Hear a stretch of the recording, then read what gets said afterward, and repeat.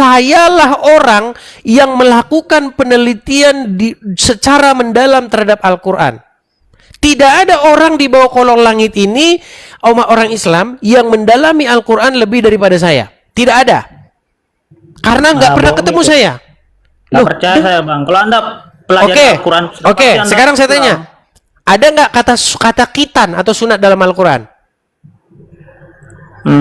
Kayaknya ada yang bagian ayat. Jangan kayaknya.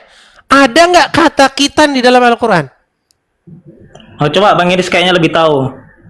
Kalau ada kata khitan di Quran, saya terjun dari menara Eiffel. Nggak, maksudnya apa hubungannya kalau ada ayat khitan dan tidak ada itu apa? Terbukti bahwa tidak ada ajaran khitan di dalam agama Islam. Itu menurut Anda? Oke, tunjukkan ayatnya. Tunjukkan ayatnya. Di mana ada sunnah dalam Quran? Ada khitan. Bentar saya carikan dulu. Silakan. Ya. Karena kalau Al-Quran itu dasar-dasarnya, Bang. Silakan. Secara eksplisitnya itu di hadis biasanya. Ayat Al-Quran. Orang Muhammad saja diriwayatkan sunat 3 kali, gimana kamu? Ya, ada yang mengatakan Muhammad terlahir dalam keadaan sunat. Ada yang bilang dia disunat malaikat. Ada yang dibilang Muhammad disunat Abdul Muthalib. Itu, Bang, surat An-Nahl ayat 16. Baik, surat An-Nahl 16, saya bukakan. An-Nahl berapa? Ayat 123. Coba Anda yang bacakan. Surat ke-16 ayat 123. Coba ada yang bacakan An-Nahl 123. Itu terjemahannya ya, Bang. Kemudian kami wahyukan kepadamu, Muhammad, ikutilah agama Ibrahim, seorang yang hanif, dan bukanlah dia termasuk orang-orang yang mempersekutukan Tuhan. Mana di situ khitan? Agama Ibrahim. Mana di situ khitan? Ya nggak ada, cuman kan Nabi Ibrahim. Ikutilah milah Ibrahim. Disuruh mengikuti milah Ibrahim, tapi kalian malah masuk Islam. Gimana? Di mana di situ perintah sunat? Ya, Nabi Ibrahim kan sunat, Bang. Tunjukin, tenang. Di Quran mana? Tenang. Di Quran mana Ibrahim sunat? Kalau ada di dalam Quran Ibrahim sunat, saya lompat dari menara Eiffel. Silakan. Silakan.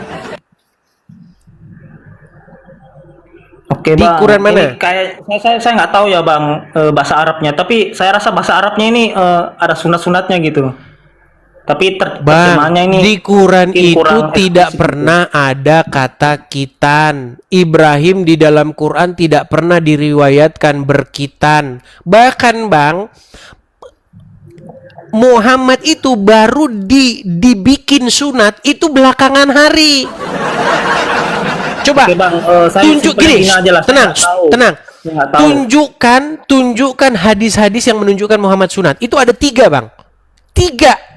Muhammad bilang, aku dilahirkan dalam keadaan sunat. Ada riwayat yang bilang Muhammad disunat Abdul Muthalib. Ada yang bilang Muhammad disunat malaikat. Mereka nggak janjian ini, makanya bingung.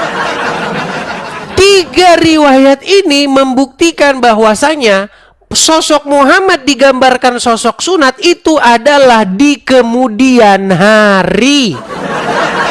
Tapi intinya di situ. Tapi mereka tidak janjian. Oke, di mana di Quran surat berapa, ayat berapa yang memberitahukan tentang sunat?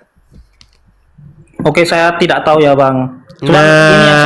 Makanya kalau tidak tahu, bagusan kalian berguru sama saya, berguru bagusan. Baik, saya jelaskan sunat dalam kekristenan.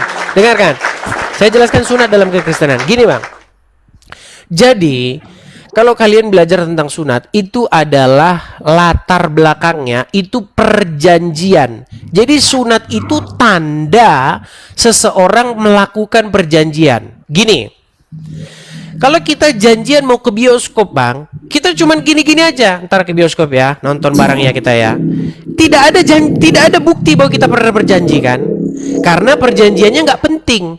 Tapi kalau kita berjanji sesuatu yang penting, misalnya kita jual beli tanah, misalnya kita apa segala macam, itu ada yang namanya di atas kertas, materai. Nah, sunat itu adalah materai perjanjian antara Abraham dengan Tuhan. Makanya ketika Tuhan berjanji kepada Abraham bahwa tanah ini, yaitu tanah yang sekarang kita sebut sebagai Israel, Israel ya, biar nggak di-ban, karena kalau nyebut ini nanti kena ban kita. Israel ya. Jadi pada waktu itu Tuhan berjanji, bersumpah dia, ya, bahwasanya aku akan memberikan tanah Israel ini, tanah dulu disebut tanahnya orang Kanaan, karena sebelum Israel di situ, penduduk negeri itu, penduduk aslinya adalah penduduk orang Kanaan. Bahwa aku akan memberikan tanah ini kepadamu dan kepada keturunanmu, kata Tuhan. Nah, apa materainya? Bukti materai perjanjian itu apa? Sunat. Jadi harus dikerat kulit katanya. Nah, itu di dalam Bible. Kalau di dalam Islam sunat itu untuk kebersihan. Makanya udah nggak nyambung sama sekali. Ya, dengarkan. Di dalam perjanjian baru, Tuhan itu mengikat perjanjian juga bukan hanya kepada orang-orang keturunan Abraham juga, tetapi kepada bangsa di luar keturunan Abraham. Karena ada banyak bangsa di luar keturunan Abraham. Contohnya, kita orang Indonesia, kita bukan keturunan Abraham. Ya kan? Misalnya orang mana? Orang Jepang, bukan keturunan Abraham. Nah, bagaimana bangsa-bangsa ini masuk ke dalam perjanjian itu?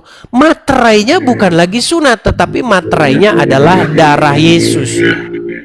Makanya ketika di dalam perjamuan terakhir, Tuhan Yesus mengangkat cawan dan di situ berisi anggur. Inilah darahku, darah perjanjian baru, darah yang ditumpahkan bagi banyak orang untuk pengampunan dosa. Itu Yesus sendiri atau Paulus, Bang? Itu dijelaskan oleh Rasul Paulus. Rasul Paulus menjelaskan bahwasanya sekarang materainya itu bukan lagi sunat, tetapi darah Yesus yang menjadi materai perjanjian kami. Nah, sekarang begini. Makanya Pak Paulus itu kontradiksi, Bang, dengan Yesus. Iya, makanya saya bilang tadi, kamu bagusan belajar dulu, belajar. Kalau kamu sudah belajar, ada ruginya, Bang. Justru banyak manfaatnya daripada ruginya. Itu kenapa Anda nggak sunat? Kan Yesus sunat. Bang, dengarkan ya sama saya ya. Menurut Anda nih, menurut agama Islam, sunatnya orang Islam itu biar ngapain? Biar ngapa? Menuruti perintah dan bersih juga. Iya, biar ngapa? Manfaatnya. Biar ngapa sunat itu? Biar bersih, tidak infeksi. Kan, biar bersih kan? Biar bersih. Berarti manusia dilahirkan cacat. Menurut Anda manusia dilahirkan cacat karena tidak dikerat itu anunya, kulit katanya. Ya, apa ya kita sekarang ini, menurut Anda manusia itu dilahir, tenang Bang, menurut Anda manusia yang normal ya, kita nggak bicara orang yang mohon maaf kalau dilahirkan cacat ya. Menurut Anda manusia yang normal itu berkulup atau tidak berkulup? Berkulup. Nah, berarti menurut Anda manusia lahir secara cacat semuanya? Enggak, mungkin kayak gini ya lah, Bang. Kita diuji lah, karena saya sebagai ustaz